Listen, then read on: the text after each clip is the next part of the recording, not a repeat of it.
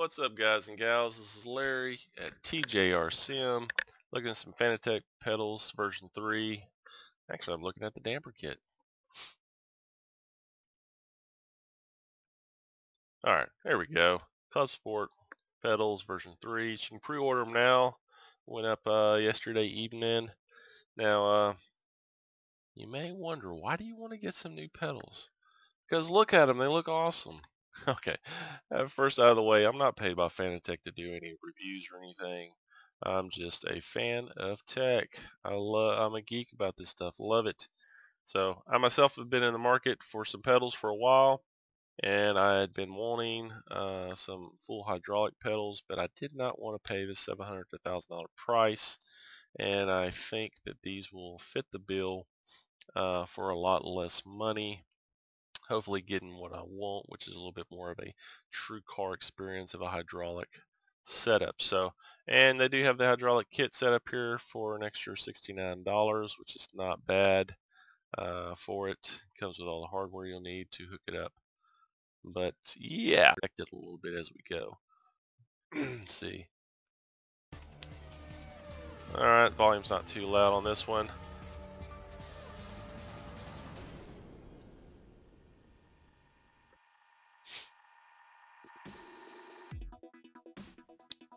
Just let it play through in its entirety.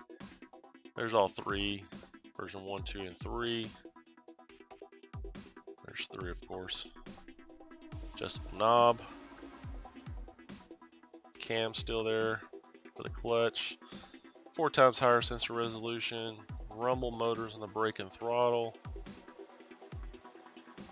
Nice. Should add some more immersion factor for sure. Adjustable pedal extensions included. I like those D pedals on there. Nice setup. Plus they're included, guys.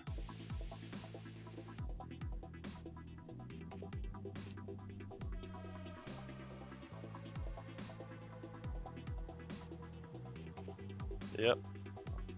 Now that's going to add some nice travel for your brake to do some heel toe action. That's going to be fun. Adjustable sensor there in your wheel. So with the new update, download a new update, you'll have the new features added. Red comes with red spring. Of course, you get the stronger black spring, which comes in the kit for the clutch and the throttle. It's included. Got your own plug-in for the e-brake now, which is nice. There's a damper kit. This isn't your RC looking shocks anymore either. Should add a nice progressive feel to the brake and the throttle. I'm curious to how it's going to feel on the throttle myself. The brake I'm really looking forward to. So yeah, that's it there, right? Awesome. So let's dissect it a little bit. You know, there's an adjuster knob right there on your for your load cell. Just a quick tip is to, if you have the version 1 or 2, don't crank that thing sensitivity up all the way up to 10. Makes your brake really sensitive, especially when you're trying maybe the Corvette and iRacing, which is pretty challenging to drive in itself anyway. Tends to like to spin under braking a lot, I noticed. So you know, adjusting the sensitivity to be less means you got more pedal travel before you hit 100% lockup. That actually is a good helper there. Oh, now on load cells on these, back to that this shot here, you got the load cells on the version 1. You can kind of barely see it there sticking out of the top of the brake. Now I have replaced mine once in, I don't know how many years I've had the version 1s, but I don't know, maybe 5 years worth.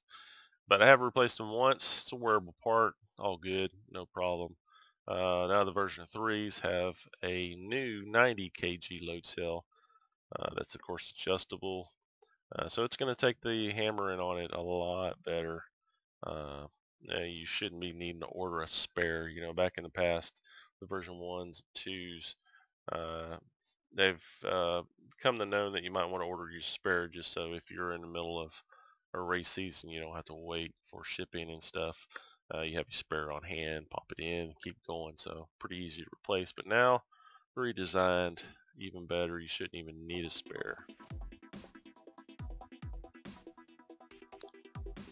I like that cam, the cam setup here on the version 3s. Of course, it's a carryover from the version 2s. It looks pretty kick-ass with the powder coating and the anodized cam mechanism on there. I've been in the market for pedals for a while, and I didn't want to step out of the Fanatec family, really, so to speak, because it works with everything.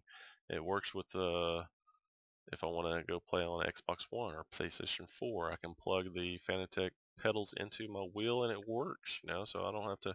When you buy a separate set of pedals, then you're going to have to count on the market to come up with some kind of module that you're going to need to plug in to get them to maybe work through your Fanatec wheel. Who knows? I don't know.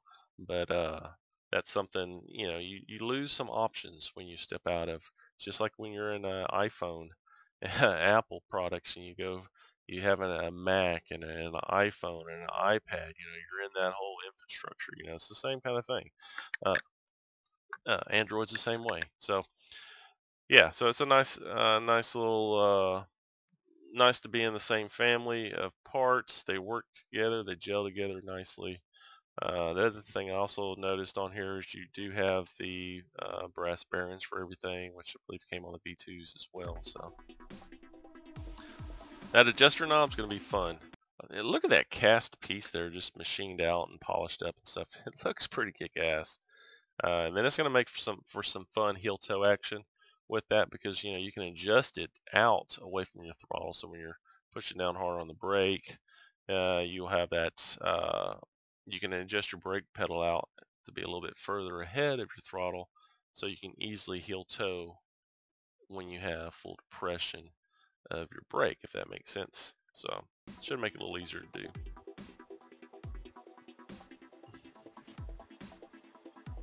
Motors, rumble motors. So you still get the same brake rumble motor as you did before, but now they added it to the throttle, which is nice. So this is going to make modulating your throttle a lot easier. Big problem with sim racing is telling when you're back in, stepping out. Of course, you get this information relayed to you through your wheel. Some sim games will add vibration in your wheel to detect that you're getting wheel spin, but to be honest, it's really hard to detect through your wheel because your wheel's handling so many other forces. It's handling what your front wheels are doing. And when your back wheels are sliding out on you, of course, you're counter steering into it, but you never really feel that initial spin up of the tires. So you totally miss that with sim racing. So that's how it becomes so easy to spin out and crash in a great race that you're having, because you never could experience when that first spin started. So this is going to add to that realism, immersion factor, and it's where your right foot is. That's where your gas is. That's really where it should be, unless you have a full sim rig set up that like Sim Experience, and it's the rig itself is stepping out on you, so you can tell when you're sliding. If this is going to bring it a little closer to home to where everybody can have this feel. I'm curious to see how many games are going to adopt this. I'm pretty sure with the popularity of Fanatec, it wouldn't be too far of a stretch for most games going forward to adopt it, and even older ones like Project Cars and stuff. But hopefully, we'll see. It may already be built in. I'm not sure. I will know when I start playing them, though. But yeah, nice effect. Thanks, Fanatec, for that. Let's digress. Now, the only downside I'll have to say about these here is all these wires that are still there. Now, I know it's underneath. You're not really going to be hitting them and stuff, but I would like some loom or something wrapped around them just to hide them a little better, and to keep me from, when I'm stretching my feet out from underneath around my pedals, I don't accidentally grab one, rip it out. So they look pretty well hidden, but that's probably the only con I am seeing, so I will mention it. So these adjustable D pedals are actually pretty awesome. So you can move them up and down, and the rotation of them, as you saw in the video already. Really nice effect. Plus, being that they're rounded surface on them. You know, when you're modulating your throttle, you can roll that throttle off your foot a lot easier, so that should be good. Same with the brake as well, and the clutch. So pretty neat effect there. Plus they just look cool. This is sim art, people. So yep, just going through different ones, different adjustments. And those race plates are included if you didn't see that in the video. See right there, the heel toe. So that's going to be pretty nice with that heel toe action. I can't move my mouse onto the video because it doesn't show up in the video itself. But, excuse me, that was my phone. Anyway, that's going to see how it's adjusted out further now?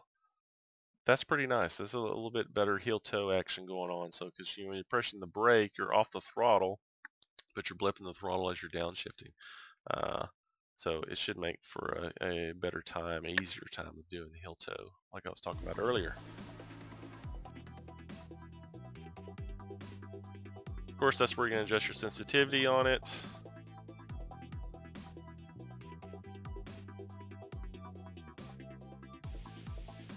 Also mentioned you got contactless Hall sensor with 12-bit resolution. 4 times more resolution than the V2s as well. That handbrake is pretty nice. I use it, but now you have its own dedicated plug for the handbrake, so you don't have to buy an adapter. Of course, you could have plugged it into, I think you could have plugged it in the V1s anyways, but I plugged it in straight into my PC with an adapter. I think you had a trade-off on the V1s. You only had one plug there, so. Adjustable dampers. So, you know, look at this travel, right? I'll play it. I'll roll it back and play it. But with the V1s, you know, you had a little bit of a free play, which you always have free play in your brake, but have a little bit too much free play, I think, in the version 1s. Have not tried the version 2s. I'll tell you on the version 3s, though, when I get them. But adding that shock should stiffen it up on the initial lead-in of your brake pedal. And of course, you're going to adjust your shock for as hard as you want it. So you should be able to get, you know, a pretty hard setup, I'm hoping. So, and plus, you know, you can always play with the viscosity of the oil in these shocks.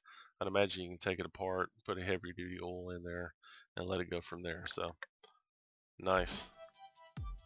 Looks pretty smooth. Adjustable knob, got the clamps for it, which actually moves the motors, makes the motors flip up when you put the shocks on there. So, yeah, that's pretty much it. Nice. So that was my dissecting of it. Really looking forward to these. I will be ordering with the damper kit. Of course, it comes with everything else. So it's really the only thing you need to add is the damper kit. Like I said before, compatibility is going to work with, you know, all your consoles out there. So if you're looking to play the new Forza 6 when it comes out, and you have a Fanatec product already. So I hope you liked it. That's just my dissecting, like I said, of the video. You can pre-order them now, coming out 8/31/2015.